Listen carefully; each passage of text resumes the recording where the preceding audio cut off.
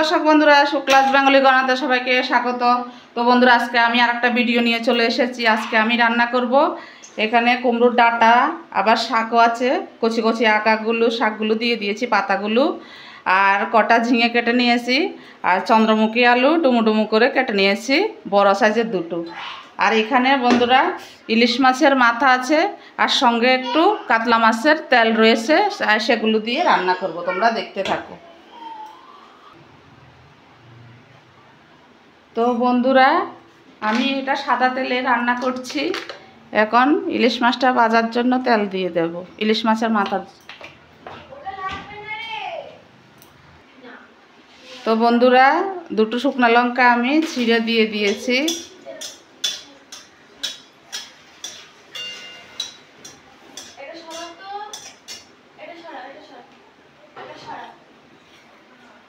আর একটু জিরে ফোড়ন দিয়ে দেব।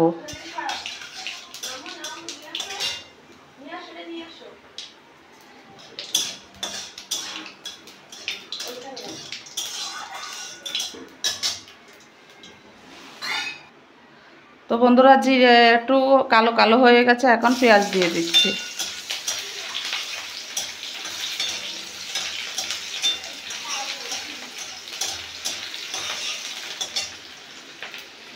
আর ইলিশ মাছের মাথাগুলো দিয়ে দেবো।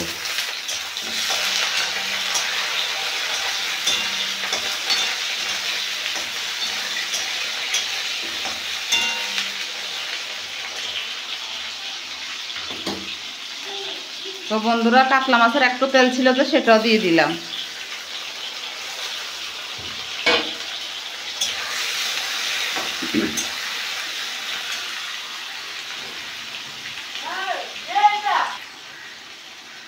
তো বন্ধুরা, আমি হলুদ দিয়ে দিয়েছি 1 চামচ।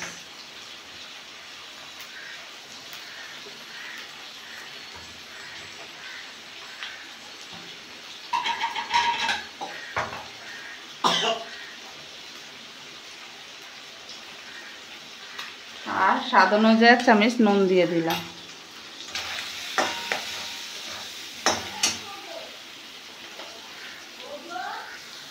তো বন্ধুরা, দেখতে পাচ্ছ মশলা থেকে হালকা তেল বেরিয়েছে। এখন আমি সবজিগুলো দিয়ে দেব।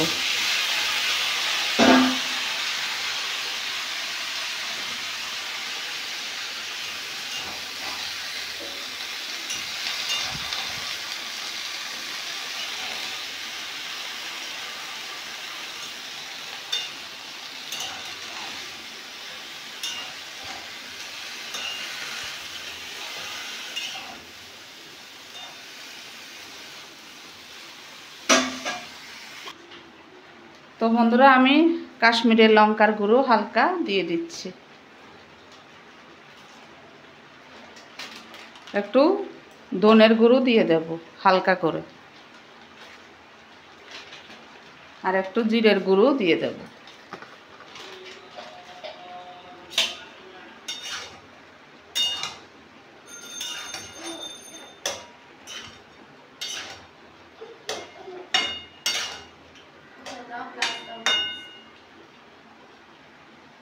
তো বন্ধুরা, আমি